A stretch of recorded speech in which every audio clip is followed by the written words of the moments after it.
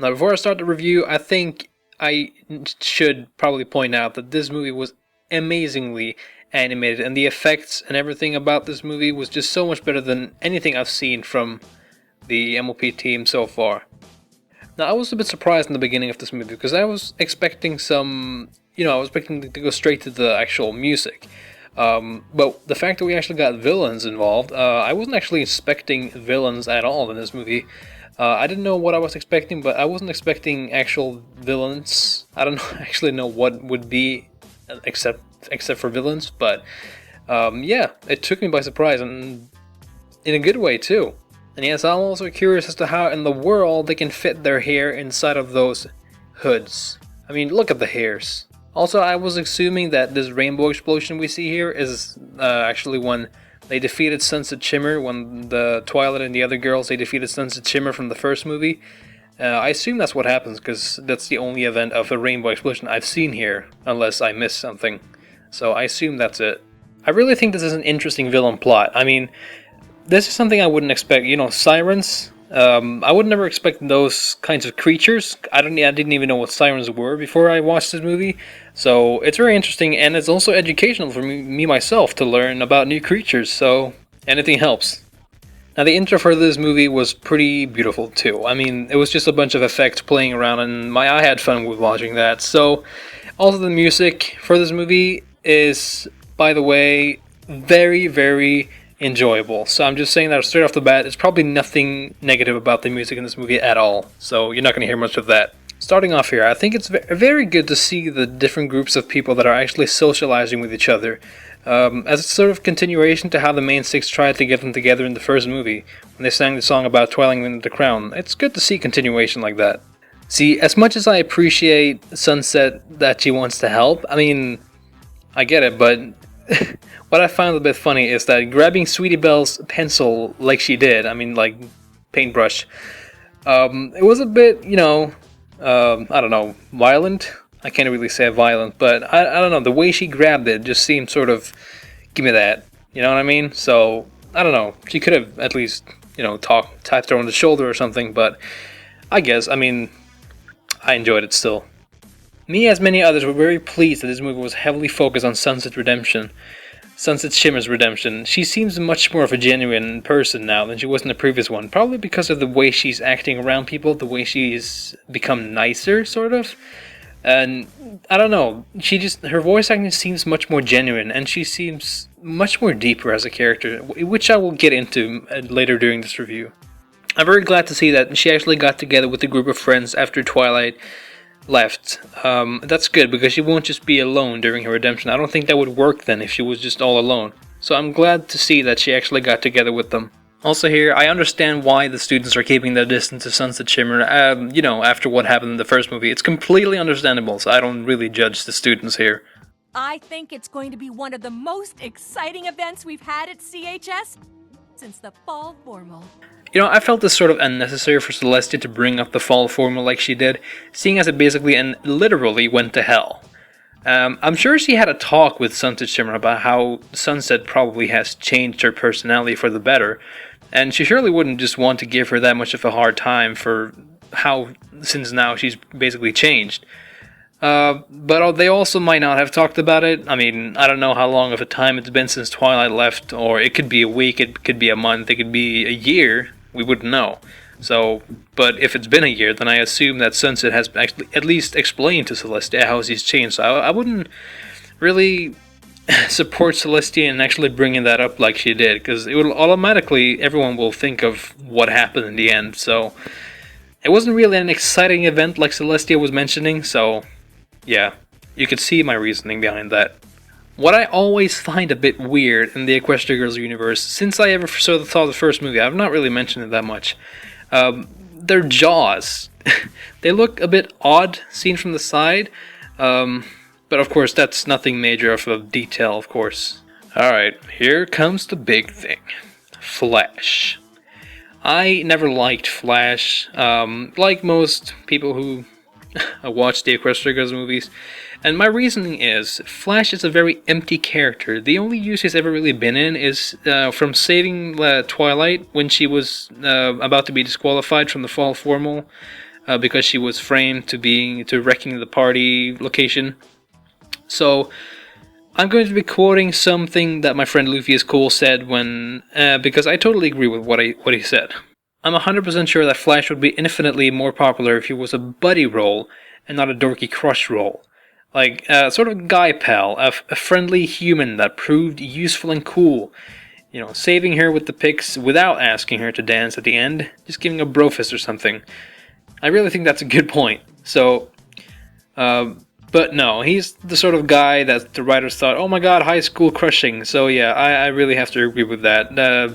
That's pretty much my main reasoning for why I don't like the guy. He's pretty empty. So until he's anything else but the guy who's like hungry for Twilight 24/7, my ratings for him stay at a solid, maybe between 2 or 3 out of 10.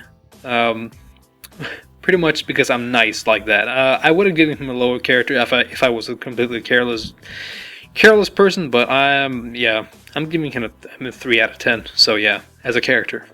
It's okay. Flash is a great guy and all, but I never really liked him. I was just using him to become more popular. You know, as much as I dislike Flash, he seems like a kind of really nice guy, so I don't really get how he could actually possibly want to date Sunset Shimmer when she was like what she was before. Rainbow Dash? I was wondering if we could maybe play the song I wrote. We'll get to it. Most people, me included, seems to forget that this isn't a slightly calmer and not so cocky Rainbow Dash from Equestria. This Rainbow is basically Season 1 Rainbow Dash, so it makes sense why she would be so cocky in this movie. Now, I've been talking to some of my friends about the Siren's pendants. They're basically everything in the world to them, and yet they wear them as a necklace. And as I'm pretty sure that one of the safest places to keep something valuable to you is probably around your neck. I'm thinking of especially in the Harry Potter movies where he wore the Horcrux around his neck to keep it safe. So if you know Harry Potter, then you know what I'm talking about. But anyways, I would assume they would hide them a bit better, because it's basically everything they live for at this point. But they might have them, you know, they might have to have them around their necks, because that's where their vocal cords are located, because it makes them sing, basically. And that brings me back to Equestria. Back in Equestria, it was part of their necks. I find it a bit weird that they became something that they could physically remove when becoming human, as again, it was part of their actual necks before. Those are pretty. See, right here's a good example of how important these pendants are to them. See, something comes a bit close to them, and she loses control and does whatever it takes for something to prevent contact with it. I also noticed a lot of new background characters that we haven't seen in the first one in this movie. For example, Octavia, Derpy. We saw Derpy in the first one, but in the credits, and there's also Lyra and Bon Bon as well. If you're just proving you're the best. Battle. You want to win it? Let's have a battle. Battle of the bands. And this song is just awesome. I have nothing, like I said in the beginning, I have nothing bad to say about the songs. And also a fun fact, the singer of Adagio is actually the singing voice of Rarity. So now you know that. Last thing she needs is another CHS event almost ruined by some power-crazed lunatic. No offense. None taken. Honestly, the no offense thing and them talking about Sunset Shimmer and the demon thing, it's going on for a bit long. And at one point it just feels kind of forced. When I was Princess Celestia's student back in Equestria, she gave me this. Even after I abandoned my studies, I held on to it. Deep down, I guess I knew I was making a big mistake, and I wanted to still have a way to reach out to her. I really like that Sunset kept the book, because it shows that even though she was mean, she still sort of cared, and I like that about her. It gives her more of a development. You know, I'll tell you, I was really, really giddy when I saw Ponyville again, especially since it's basically the first time we see it after this amazing Season 4 finale. And seeing the castle again and just, you know, being in the time of now, it's just really exciting to me. So, yeah, you could see why it would be such an exciting experience. Cell phone books, soon to become Hasbro's bestseller toys. It's very convenient that Celestia sent Twilight that book just as Sunset was writing her message. but I guess they needed to do that for the movie to go on. The way Sunset Shimmer described them. So you notice here how Twilight isn't faced with the fact that Sunset Shimmer, whom she left as a wreck, has written to her, but when she actually arrives in the human world, she is very cautious about her. You know, as I said in the beginning of the review, I haven't heard of sirens before, but from what I've seen on Google search and all that, they're pretty much like mermaids, sort of like mermaids. So these creatures right here look like a mix between seahorses, dragons, and mermaids. Now here's about the Star Swirl thing. It's awesome to see more of him, it really is, but I assume since he's probably dead at this point, I assume he banished the sirens a very, very long time ago. So how the sirens are surfacing right now, the only answer the show pretty much gave us is I don't know. So I'm going to quote Luffy again and say that when Arya told Sonata in the ending of the movie to go back to sleep, did she actually mean that they were basically asleep this whole time? And if that, when did they actually wake up? They could have also been stuck there as teenage girls this whole time for God knows how many years. So that could mean that they have been basically teenage girls for the possibly hundreds of years. So we never really got an official explanation, so I guess we'll have to go empty with that. See, as much as I love Pinkie Pie, she seems very forced in, Equestria. I find it really strange because the one in the human world acts like she knows what's up and she can still be silly. But the one in Equestria just seems like the one who's always messing around and is just over the top. At least for a bit of the season 4. Season 4 in general. But not in Pinkie Pie. I find that strange that how she suddenly changes her character a bit sometimes. That's just me going very deeply into it, because I actually love Pinkie Pie regardless, just for the record. This could also be supported by the fact that the human world is basically season 1, since the characters haven't gone through what the ponies in Equestria have, hence not too much character development since we saw them in Equestria Years 1. Twilight is a mechanic. I'm assuming this is some sort of mix between magic and electricity, because that would be pretty awesome. Of course it works, it's magic. Don't suppose we could join you this time around? Better not. Of course. I'm pretty sure the human world knows that there are some alternate universes, and I'm pretty sure Twilight told them. And she probably explained, at least to the main 5 back in the human world, that there were pony versions of themselves from where she comes from.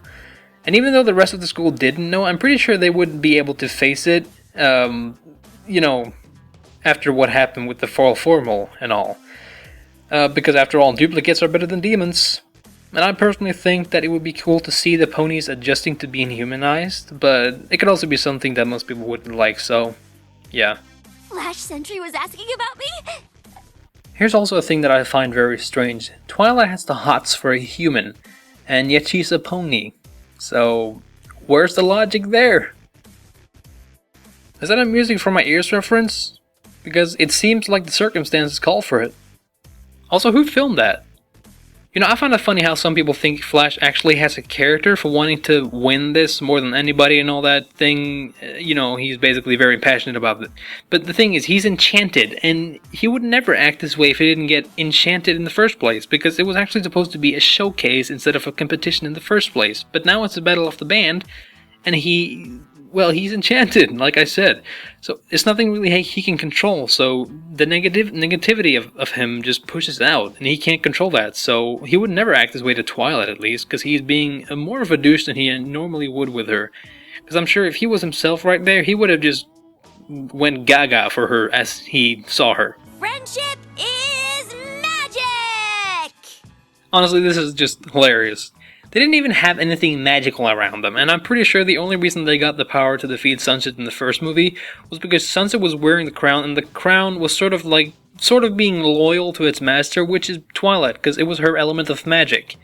Sort of like, I'm quoting Harry Potter again, like each wand is loyal to its owner, so... But now I'm getting out of my hands with, something else, so I'm not gonna go there. Not if the great and powerful Trixie has anything to do with it! I really love the inclusion of Trixie in this movie. She gets led up quite a lot during this movie, to a point where she actually becomes a minor villain in the end. Not that big of a villain, actually. She just kind of there, and honestly, she is kind of there in a very good way, so yeah. There always seems to be a general thing with trios, and the sort of stupid and careless one, a laid-back one, and, you know, a leader. So, basically the CMC, led by Apple Bloom, laid-back one is sort of like Scootaloo, and the sort of like silly one is Sweetie Belle. Not that she's as silly as Sonata and not Pinkie Pie, but not that she is just as silly as Sonata, basically. She is a smart filly and all that, but I'm not going to get too much into that. I'm just explaining how I think trios work usually. But to defeat me, you drew magic from the crown I was wearing. The sirens' magic comes from their music, so maybe you have to use the same kind of magic to defeat them. Sunset bringing down them facts. I feel really bad for Sunset here because basically she is sad because she's left out of group hugs and such, and she probably wished she could also be in the band as well. But she never really gets invited. She's just their friend. I mean, I understand that they want her to be friendly and they want to be her friend.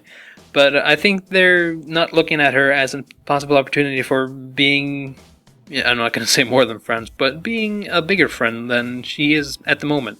I love the humor in this movie because Pinkie, she can actually be funny without being over the top in this. And she can just be random, as I said, not over the top at the same time, and that's a good thing. I wish we can have the Equestria one be the same way, because it feels like they're two different species. I almost said, well, they are, but two different personalities, and that's actually what makes more sense. Bringing back the thing that this is basically season 1 for the Equestria girls. I never really noticed until I watched it a few times after. Applejack and Rainbow Dash are actually playing a game with the Maniac in it, and that's just awesome. I found something really weird. Why is Twilight sort of hiding the book from everyone when someone is close to her or someone is talking about her about it? Is she shy about her spell? I mean, sure, they don't really know about a spell themselves, so why would she be shy? You know, I really love this moment between Twilight and Sunset. It really develops them both as friends, and it's just a really sweet moment for Sunset. Getting Maud in here was just surprising to me, and it just makes the movie 10 times better. I know a lot of people, myself included, thought this was just Twilight being a bad singer, and honestly, you would have to be pretty smart to not think that, because that's pretty much what the movie is indicating at this point. And some people kept saying, oh my god, isn't it obvious? The spell isn't ready. And no, it isn't that obvious. It seems like she's more nervous than anything. How was that scribble in the book turned into lyric? We'll never know. Rarity likes Daft Punk. Seriously though, Daft Punk reference is awesome. Oh yeah, snips and snails in the house, yo. Probably the most memorable moments for these two. First time we actually get to see someone's feet without their weird-ass boots on. This is amazing. Also, what is up with the boots? I've been wondering that since the first movie. What is up with the boots? I mean, even in the, fall formal dresses, they wore boots. I don't get that. What's with the boots? You just got the day to get ready. Here's also another great song. I have nothing bad to say about this. I love it.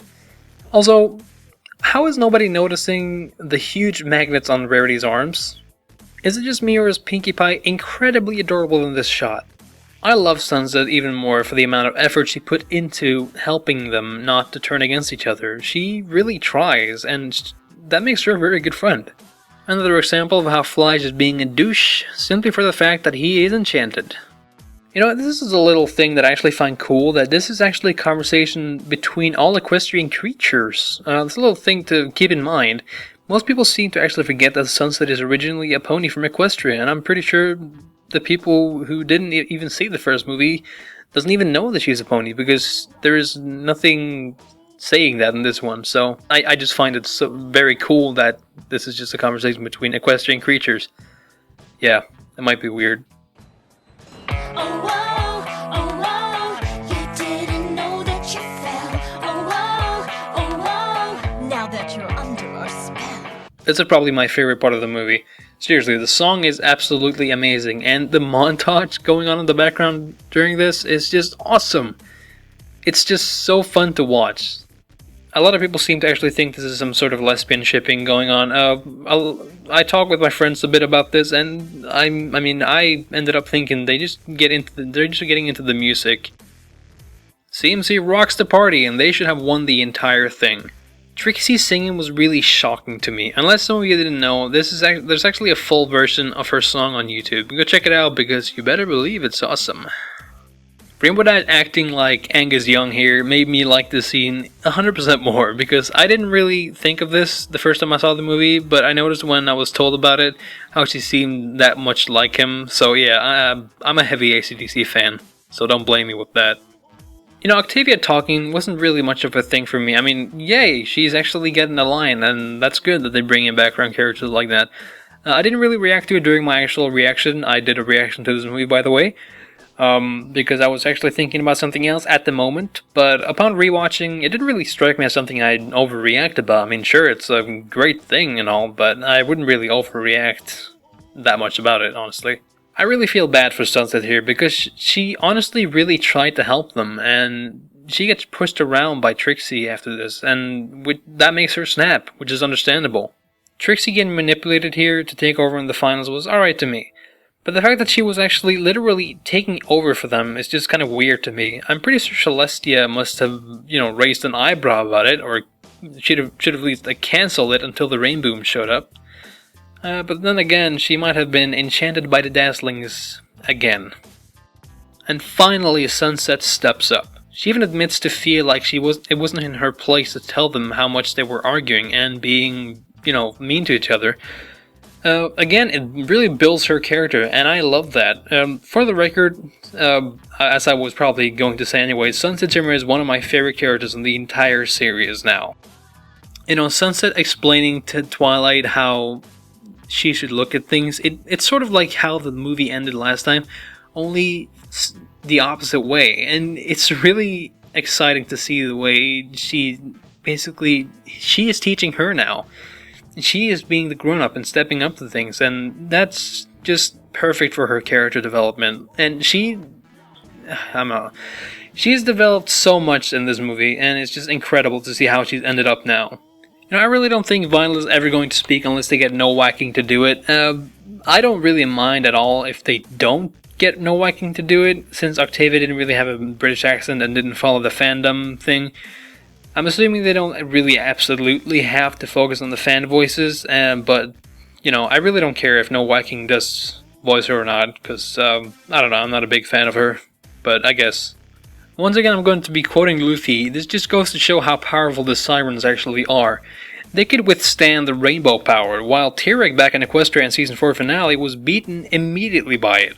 Unless Sunset stepped in, as a 7th element, sort of, the Dazzling would probably have won. The true voice of the Sirens could break glass. No, they could break the South Pole. This is basically the final part of Sunset's redemption. It really makes her shine like no other, and the lyrics of the song is just perfectly fitting to how the mood is right now. There's been a lot of speculations of how Sunset could probably be part of Season 5, as in returning to Equestria and being a pony. And if she did get an element of harmony, it could possibly be the element of forgiveness. I've seen some comments of how that could probably be it, and I sort of agree with that. This is something new. It's good to see a change from the usual rainbow canon of death. Not that it's that much different though, but it's a welcoming change of looks. I'm very curious as to what the Dazzlings are going to do now, since they're probably, basically they're powerless. I feel like they might have a big role in the upcoming Canterlot High series, and maybe along with Trixie they can be some sort of villain-ish characters? I don't know. And here she finally gets into the group hug. Having seen this movie a million times now, it almost makes me cry seeing how happy she is after the Dazzling event. I really hope we get to hear from Sunset in Season 5. It would be really awesome to have her writing to Twilight and getting some news from her from time to time. And just before we end this, I just want to say how amazing the song and the credits is. Also the fan art, maybe artwork, I don't know if it's actually fan art, but the artwork and the credits are amazing, and I need to find that somewhere. There's also some scenes in the end where we see Sunset bonding with the CMC and, trying to help Fluttershy get Angel down. And that's just basically, she's basically being more helpful and, trying her best to be a part of everyone in the school and getting more friendly. And it's just a perfect final touch for her. Honestly, I don't think anybody can say that they didn't like Sunset Shimmer after seeing this movie. Now, about the ending scene here, it's pretty interesting to actually get to see the Twilight from this world. She's obviously the Twilight the one in Equestria would become if she didn't get the push from Celestia to go to Ponyville and make friends, so I'm assuming to see this Twilight in the upcoming Canterlot High series. There could also be a lot of things they could do with this Twilight. It would be very interesting if she actually went to Equestria herself, if she actually accidentally got thrown into Equestria herself, and, you know, basically adjusting to being a pony and, you know, making everyone think there's two Twilights. I don't know. There's a lot of things they could do, and I can't wait to see what they will do.